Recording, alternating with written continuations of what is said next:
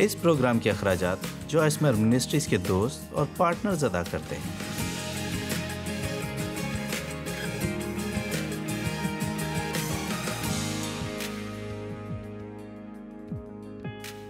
Programme روزمرہ کی زندگی سے لطف اٹھائے میں ہمارے ساتھ شامل ہونے کا شکریہ۔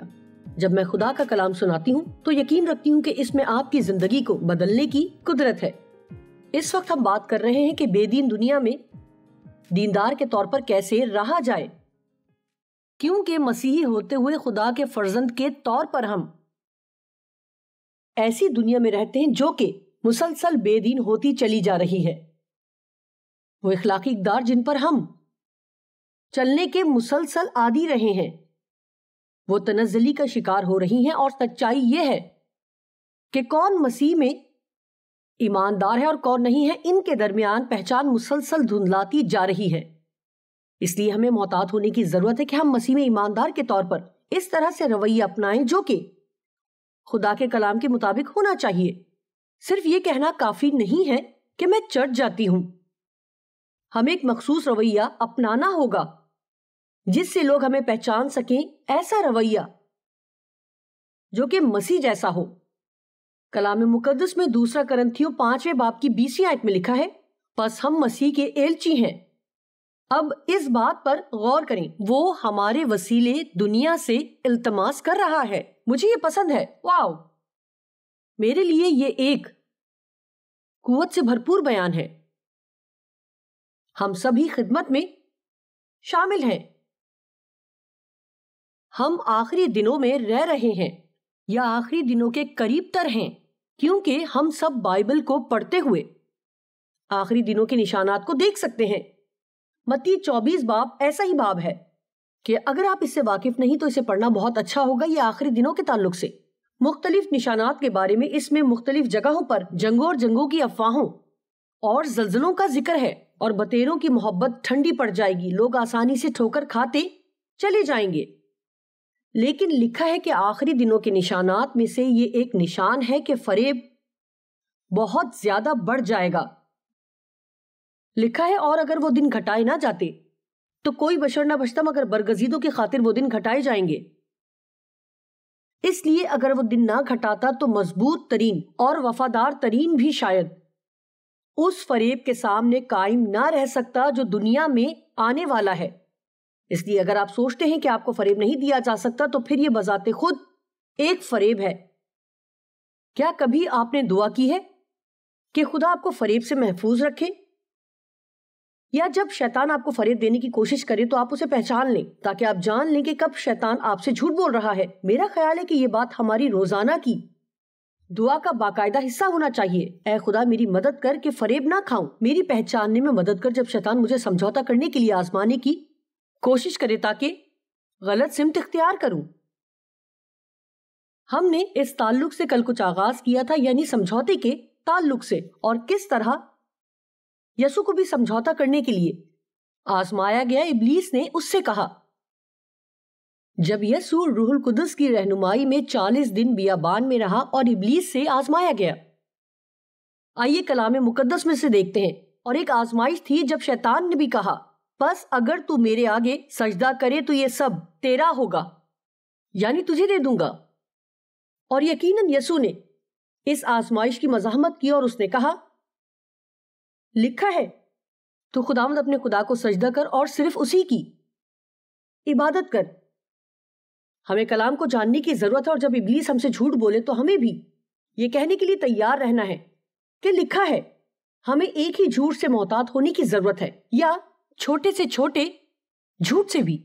لفظ سمجھوتے کا مطلب ہے کہ آپ جو کچھ درست جانتے ہیں اس سے تھوڑا سا کم۔ آپ جانتے ہیں اکثر ہم ایسے ظاہر کرتے ہیں کہ ہم کن ذہن ہیں اور ہمیں کچھ پتا نہیں، لیکن ہم جانتے ہیں۔ اسی طرح آپ جانتے ہیں کہ جب کوئی بات درست نہ ہو آپ محسوس کر لیتے ہیں، کم از کم زیادہ تر محسوس کر سکتے ہیں اگر آپ کے پاس خدا کے کلام کا علم ہے۔ شاید یہ آپ کے لیے مشکل ہے، لیکن آپ جس قدر خدا کے کلام کو سمجھیں گے اتنا ہی زیادہ کلام آپ کے اندر قائلیت پیدا کرے گا جب آپ وہ کرنے کی کوشش کر رہے ہوں گے جو آپ کو نہیں کرنا چاہیے۔ سمجھوتے کا مطلب ہے کہ آپ درست بات جانتے ہیں لیکن آپ وہ کرتے نہیں ہیں۔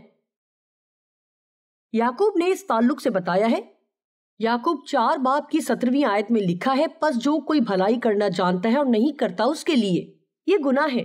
यानी कुछ गुनाह ऐसे होते हैं जिनके हम मुर्तकिब होते हैं, लेकिन फिर कुछ नादानिस्ता खता यानी भूल चूक के गुनाह हैं जिनका बाइबल में जिक्र नहीं। वो काम जो हमें नहीं करने चाहिए और कुछ काम है जो करने चाहिए। लिखा है, जो मिस्कीनों पर रहम करता है खुदावंद को कर्ज देता है।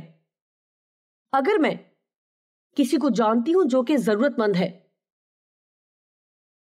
और मेरे पास वसाइल है कि उनकी मदद कर सकूं, लेकिन मैं ये करना ना चाहूं क्योंकि मैं खुद गर्ज हूं, तो ये गुनाह है। और अक्सर औकात हम नादानिस्ता खता के गुनाह के बारे में ज्यादा नहीं सोचते। बात ये नहीं कि आप कितने ज्यादा गलत काम कर रहे हैं, बल्कि आया दुरुस्त काम कर रहे हैं या नहीं। यकीनन आप दूसरों की मदद किए बगैर मसीही नहीं हो सकते, लेकिन शैतान आजमाएगा कि आप ऐसा ना करें। वो आपको बताएगा कि वो आपकी मदद के हकदार नहीं है। हम भी खुदा की मदद के हकदार नहीं है, लेकिन वो हमारी मदद करता है। ताल्लुकात में इख्तलाफात पर समझौता करना हमेशा ही बुरी बात नहीं है, जब तक कि ऐसा करना गुनाह का बाइस ना हो। और फिर जो दुरुस्त है हमें उसके लिए खड़ा होना है। आप सच्चाई पर कायम रहें, क्योंकि अगर आप किसी बात के लिए खड़े ना होंगे तो आपको हर चीज पर समझौता करना पड़ेगा। इसलिए आए एक फर्जी मिसाल पर गौर करें। फर्ज करें एक खातून है और वो चाहती है कि उसका शौहर उसके साथ चर्च जाए, लेकिन वो तैयार तो नहीं, मगर कहता है ठीक है, मैं तुम्हारे साथ इतवार को चर्च जाऊंगा अगर तुम आज रात मेरे साथ क्लब में चलो और शराब पियो। जाहिर है वो इस तरह का समझौता नहीं कर सकती। उसे कहना होगा मैं ऐसा नहीं कर सकती। लेकिन क्यों? क्योंकि खुदा के कलाम के मुताबिक ये गलत है। लेकिन हम इसको एक और दुरुस्त नजरिए से देख सकते हैं। फर्ज करें वो कहता है, अगर तुम चाहती हो कि मैं तुम्हारे साथ चर्च जाऊं तो तुम मेरे साथ कभी मछली के शिकार पर नहीं गई। और वो कहती है तुम हमेशा इतवार के दिन जाते हो और मैं इतवार को चर्च जाती हूं। वो कहता है देखो, सिर्फ इतवार के दिन ही छुट्टी होती है और मैं सिर्फ इसी दिन जा सकता हूं। अब एक समझौता ये हो सकता है और वो कह सकती है देखो, मैं इस इतवार चर्च नहीं जाकर तुम्हारे साथ शिकार पर चलूंगी अगर तुम बुध की शाम की इबादत में मेरे साथ चलो। आप देख सकते हैं कि ये बहुत अच्छा समझौता है, क्योंकि ऐसा कोई भी ऐसा कानून नहीं कि आप हर इतवार चर्च लाजमी जाएं। हमें जरूर जाना चाहिए, हमें बाकायदगी से जाना चाहिए, हमें वफादार होना चाहिए। लेकिन इस खास सूरत हाल में ये बहुत ही बेहतर बात होगी। हो सकता है कि वो मसीह को कबूल कर ले अगर बीवी थोड़ा बहुत इस बात के लिए रजामंद हो कि ठीक है, और हो सकता है कि शायद वो भी कहे ठीक है, तुम इतवार को शिकार पर चलो और मैं बुध की शाम इबादत के लिए साथ चलूंगा। और अगर बुध की रात को वो ऐसा पैगाम सुनता है तो शायद उसे मसीह को कबूल करने के लिए कायल कर ले। हमें इन चीजों में रूहुल कुदस की रहनुमाई में चलना होगा। ऐसे समझौते का मतलब है आप जो चाहते हैं आपको वो मिलेगा, और दूसरे फरीक को भी वो मिलता है जो वो चाहता है, लेकिन किसी को वो सब नहीं मिलता जो वो चाहता है। हम हरगिज़ इब्लीस के साथ समझौता नहीं कर सकते। जो थोड़ा बहुत वो चाहता है हम उसे नहीं दे सकते, और फिर खुदा को वो दें जो वो चाहता है। हमें हमेशा खुदा के ताबे रहना है, हमेशा खुदा को अव्वल रखें, हमेशा खुदा की ताबेदारी करें। लेकिन आप इस बात पर समझौता नहीं कर सकते। यसू ने शागिर्दों को बताया कि थोड़ा सा खमीर सारे आटे को खमीर कर देता है। दर हकीकत वो कह रहा है कि थोड़ा सा समझौता सब कुछ खराब कर सकता है। आप जानते हैं, मैं कोई बहुत बड़ी शेफ या खाना बनाने वाली नहीं हूं। अगर मेरे पास यहां थोड़ा सा गुंदा आटा होता और मैं इसमें खमीर डालकर ढांक दूं, मेरा ख्याल है इसे कपड़े से ढांका जाता है और अंधेरे में रखा जाता है, और मैं इसे अगले दिन तक ऐसे ही रहने दूं, और ये छोटी सी चीज बढ़कर बहुत ज्यादा हो जाएगी। इसलिए वो यही कहने की कोशिश कर रहा है, थोड़ा सा खमीर सारे गुंदे आटे को खमीर कर देता है। अब उस मखसूस सूरत हाल में वो शरीयत बमुकाबला फजल के ताल्लुक से बात कर रहा था, क्योंकि वो इसराइलियों के साथ बात कर रहा था जो कि शरीयत के मातहत थे। अब यसू आ चुका है, गुनाह की कीमत अदा हो चुकी है, उसने सलीब पर जान दी और जिंदा हुआ। और पौलुस लोगों को फजल के ताल्लुक से सिखा रहा है, लेकिन उनमें से کچھ لوگ جو مسیحی ہو گئے تھے، کچھ یہودی جو کہ مسیحی ہو گئے تھے، ان کے لیے مشکل ہو رہا تھا کہ وہ شریعت پرستی سے نکل آئیں۔ اس لیے شیطان مسلسل کوشش کرتا اور آزماتا کہ وہ تھوڑے سے فضل کے ساتھ تھوڑی بہت شریعت پرستی کو بھی شامل کر لیں، اور امید کرتے کہ اس طرح کام چلے گا۔ یسوع اپنے شاگردوں کے لیے چاہتا تھا کہ وہ فریسیوں کی تعلیم سے خبردار رہیں، جس سے ان کے خیال میں فرق نہیں پڑتا تھا۔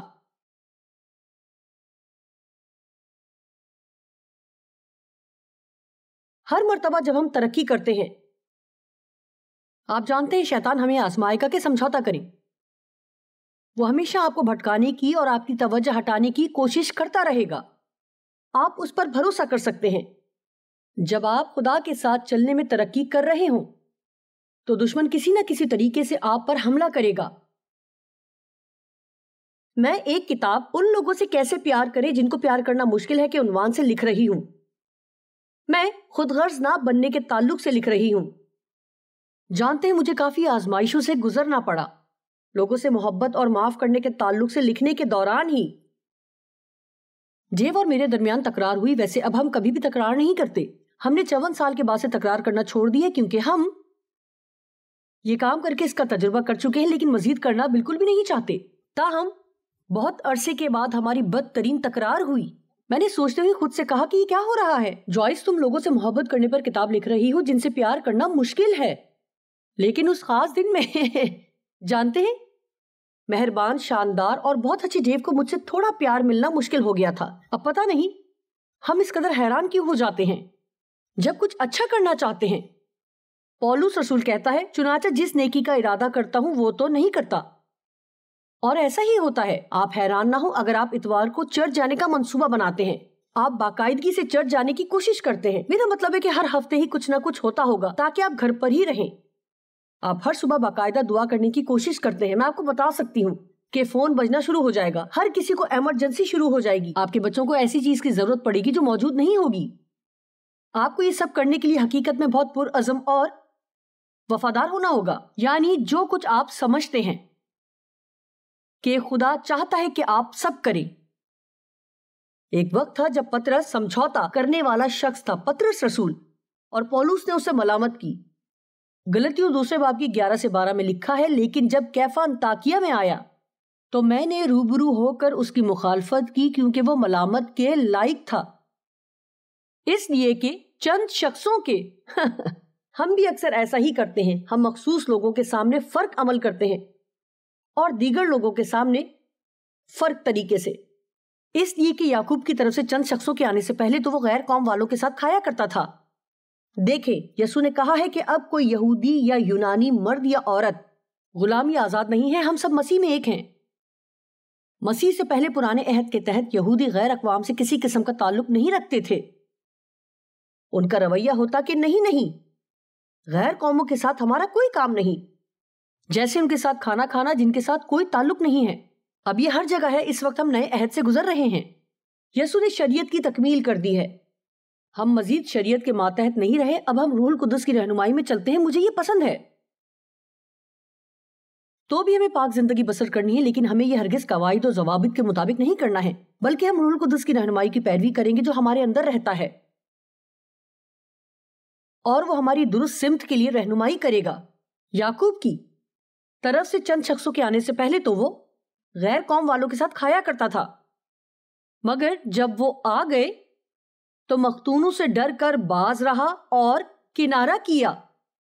جانتے ہیں کیونکہ وہ ان سے خوف زدہ تھا جو کہ مختونوں کے گروہ سے تھے۔ دیکھیں، پرانے عہد نامے میں ہر چیز کا تعلق ختنہ سے تھا۔ نر بچوں کا ختنہ ہونا لازم تھا جب وہ 8 دن کے ہوتے، اور اگر آپ کا ختنہ نہ ہوا ہوتا تو آپ خارج تصور کیے جاتے تھے۔ ایسا شخص غلط قسم کا یہودی ہوتا۔ لیکن نئے عہد میں بھی کچھ لوگ یہودی تھے جو کہ مسیحی ہو گئے، اور وہ کہنے کی کوشش کرنے لگے، ہاں ہم فضل سے نجات پر یقین رکھتے ہیں، لیکن پھر بھی ختنہ کرانا ضروری ہے۔ لیکن یہ درست نہیں تھا۔ اس لیے پطرس نئے عہد نامے کے مطابق عمل کر رہا تھا۔ جب یہ مختون لوگ آئے، شاید وہ ان لوگوں کی حمایت کرنا چاہتا تھا۔ جب وہ آئے، جو کہ نئے عہد کے باوجود ختنہ کرانے پر یقین رکھتے تھے، اور باقی یہودیوں نے بھی اس کے ساتھ ہو کر ریاکاری کی، یہاں تک کہ برنباس بھی ان کے ساتھ ریاکاری میں پڑ گیا۔ میں چاہتی ہوں کہ آپ یہ سمجھیں، آپ اثر رکھتے ہیں، میں بھی اثر رکھتی ہوں۔ اگر میں کوئی تھوڑا سا یہاں سے غلط کر لوں اور تھوڑا سا کسی اور جگہ غلط کروں، اور دیگر لوگ جو مجھے پسند کرتے اور عزت کرتے ہیں وہ مجھے دیکھ کر سوچیں گے اگر جوائس کے لیے یہ ٹھیک ہے تو پھر میرے لیے بھی ٹھیک ہے۔ آپ اثر رکھتے ہیں، آپ کو مسیح کی درست نمائندگی کرنے کی ضرورت ہے۔ آپ خدا کے سفیر ہیں، اور آپ جو کرتے ہیں وہ معنی رکھتا ہے۔ آپ دوسروں سے کیسے پیش آتے ہیں یہ معنی رکھتا ہے۔ امید ہے کسی کی مدد ہو رہی ہے۔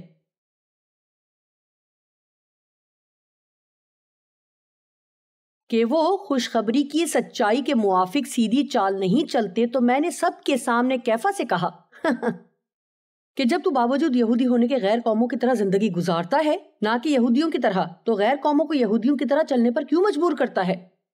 دیکھیں، اس نے یہ عمل صرف چند خاص لوگوں کے سامنے کیا۔ اسی طرح ہمیں بھی ایک دوسرے کو محبت سے تھوڑی بہت ملامت کرنی چاہیے، لیکن یہ ضروری ہے یہ کام حلیمی سے کریں۔ کہ فرض کریں آپ کسی مسیحی کو جانتے ہیں جو کہ ہر وقت سوائے بڑبڑانے اور شکایت کرنے کے کچھ نہیں کرتے۔ وہ شکر گزار نہیں ہوتے، ممنون نہیں ہوتے، وہ اپنی نوکری کے تعلق سے اور اپنے پڑوسی کے تعلق سے شکایت کرتے ہیں، وہ ہمیشہ بڑبڑاتے اور شکایت کرتے ہیں۔ لیکن آپ کے لیے یہ کرنا غلط نہیں ہوگا کہ آپ انہیں محبت سے کہیں۔ شاید آپ اس بات سے واقف نہیں ہیں کہ آپ یہ کر رہے ہیں، آپ ایسی عادت کا شکار ہو چکے ہیں، آپ نہیں جانتے کہ آپ بہت زیادہ شکایت کرتے ہیں۔ لکھا ہے کہ جب ہم شکایت کرتے ہیں تو ہم ابلیس کے لیے دروازہ کھول دیتے ہیں، اور ہمیں اپنی زندگی میں اس کے لیے اس طرح دروازہ نہیں کھولنا چاہیے۔ ہمیں ضرورت ہے کہ اکثر ہماری کوئی ملامت کرے۔ اس تکرار کے تعلق سے جس کا ذکر میں نے کیا جو میرے اور ڈیو کے درمیان ہوئی، تو ڈیو نے کچھ باتوں کے تعلق سے مجھے ملامت کی، لیکن مجھے یہ بات پسند نہ آئی۔ مجھے یوں لگا کہ وہ کچھ زیادہ سخت بولے، لیکن خدا کا شکر ہے ہم معافی پر یقین رکھتے ہیں۔ یقیناً میں نے انہیں معاف کیا، اور چند دن میرے جذبات مجروح رہنے کے بعد میں نے خدا سے پوچھا کہ کیا وہ درست تھا۔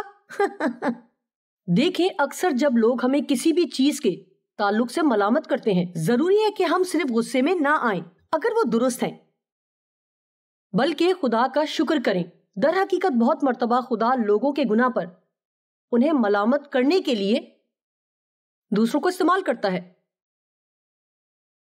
کیونکہ وہ لوگ مسیح میں ایمان کے اصول پر سمجھوتا کر رہے ہوتے ہیں، نہ کہ شریعت کے اعمال پر۔ آپ جانتے ہیں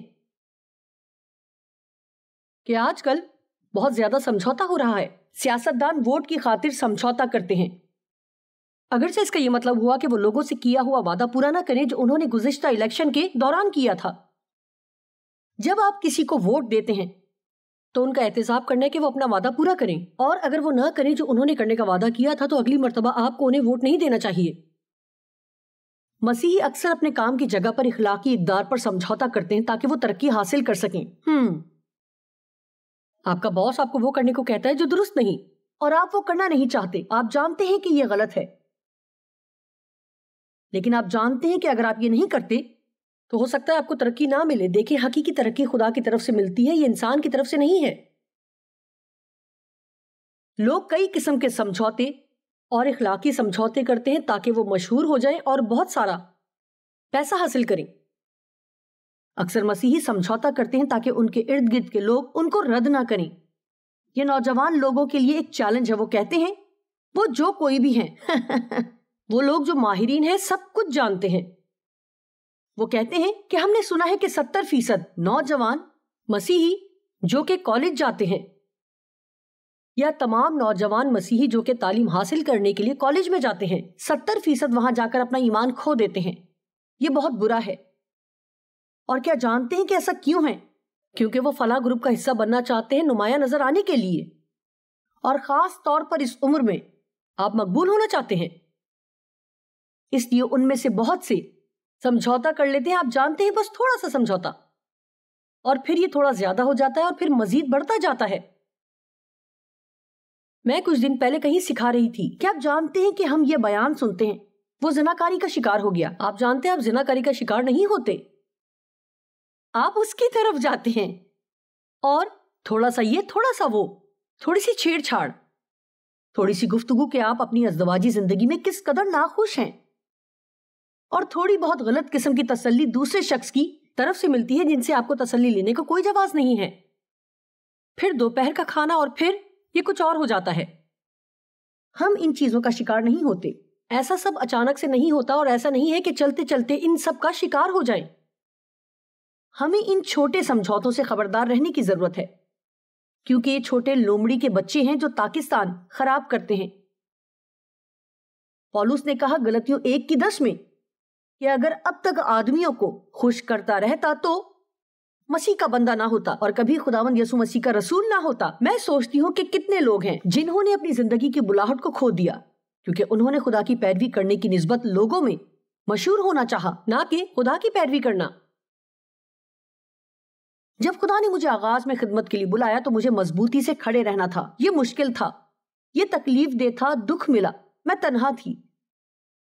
لیکن مجھے بہت خوشی ہے کہ میں نے سمجھوتا نہیں کیا, اور وہ نہیں کیا جو لوگ چاہتے تھے, کیونکہ اگر میں ایسا کرتی تو آج یہاں کھڑی نہ ہوتی. ساؤل ایک بادشاہ تھا جس نے بادشاہ ہونے کے موقع کو گوا دیا صرف اس وجہ سے کہ وہ لوگوں کو کھونا نہیں چاہتا تھا. خدا نے اسے کہا تھا وہ, یا سیموئیل نے اسے کہا تھا کہ وہ اس کے آنے تک شام کی قربانی تک ٹھہرا رہے. لیکن شام کو جب دیر ہونے لگی اور سیموئیل ابھی تک نہیں آیا تھا, اور بائبل میں لکھا ہے کہ لوگ بکھرنا شروع ہو گئے, اس لیے ساؤل آگے بڑھا اور وہ کام کیا جس سے اسے منع کیا گیا تھا. دیکھیں, لالچ بھی سمجھوتے کا باعث ہو سکتا ہے. ہر قیمت پر کسی بھی چیز کی طلب کرنا. دیکھیں, آپ صرف جنسی شہوت کا ہی شکار نہیں ہو سکتے, آپ نئے گھر کی شہوت میں مبتلا ہو سکتے ہیں, آپ نئی گاڑی کی شہوت میں مبتلا ہو سکتے ہیں. شاید آپ کی کسی چیز کے لیے طلب بہت بڑھ جائے, شاید آپ میں عہدہ لینے کی ہوس ہو, شاید آپ کسی چیز کے لیے اس قدر خواہش کریں کہ آپ اس کے لیے کچھ بھی کر گزریں. دیکھیں, جب آپ کسی چیز کی بہت زیادہ خواہش کرتے ہیں تو ابلیس یہ سمجھوتے کے ساتھ پیشکش کر سکتا ہے جس طرح یسوع کے ساتھ کیا. بس اگر تو میرے آگے سجدہ کرے تو تمام سلطنتیں اور دنیا کی تمام شان و شوکت میں تجھے دے دوں گا. جانتے ہیں مجھے باقی لوگوں کی طرح اچھی چیزیں پسند ہیں, لیکن میں انہیں خدا کے بغیر حاصل کرنا نہیں چاہتی, کیونکہ چاہے آپ کے پاس کتنی ہی اچھی چیزیں ہوں, آپ کی زندگی میں اگر خدا نہیں تو آپ کے اندر کوئی اطمینان نہیں, کوئی بھی شادمانی نہیں. دیکھیں, غیر ایمانداروں سے حسد کرنے کا کوئی فائدہ نہیں ہے جن کے پاس آپ سے زیادہ ہے. شاید ان کے پاس زیادہ چیزیں ہو سکتی ہیں لیکن ان کے پاس آپ سے زیادہ کچھ نہیں ہے, کیونکہ ان کے پاس خدا نہیں ہے. اور اگر آپ کی زندگی میں خدا ہے, اگر آپ کی زندگی میں یسوع ہے, تو آپ کے پاس سب کچھ ہے جس کی آپ کو ضرورت ہے. لالچ ہمیں سمجھوتے پر مجبور کرتا ہے. ہم اکثر عارضی خوشی کی بھاری قیمت ادا کرتے ہیں, اور آخر میں آپ کو کہوں کہ سستی بھی آپ کو سمجھوتا کرنے پر مجبور کرے گی. سستی کا شکار رہنا, درست کام نہ کرنا کیونکہ آپ کا وہ کرنے کو دل نہیں چاہ رہا, آپ محسوس نہیں کرتے کہ آپ کو کوشش کرنی چاہیے اس لیے آپ وہ نہیں کرتے. میں جانتی ہوں کہ مجھے یہ کرنا چاہیے, لیکن ہمارے معاشرے میں ایسا وقت تھا جب لوگ وہ کرتے تھے جو کرنا درست تھا کیونکہ وہ یقین رکھتے تھے کہ یہ ان کا فرض ہے. وہ اس لیے نہیں کرتے تھے, آیا وہ محسوس کرتے ہیں یا نہیں, وہ یہ کرتے تھے کیونکہ ایسا کرنا درست عمل تھا. میں واقعی دیکھنا چاہتی ہوں کہ ہم سب کو زیادہ بہتر کرنا ہوگا. میں ہمیشہ خدا کو دعوت دیتی ہوں کہ وہ مجھے پرکھے, میری تربیت کرے اور مجھے قائل کرے کہ میں زیادہ بہتر عمل کر سکوں.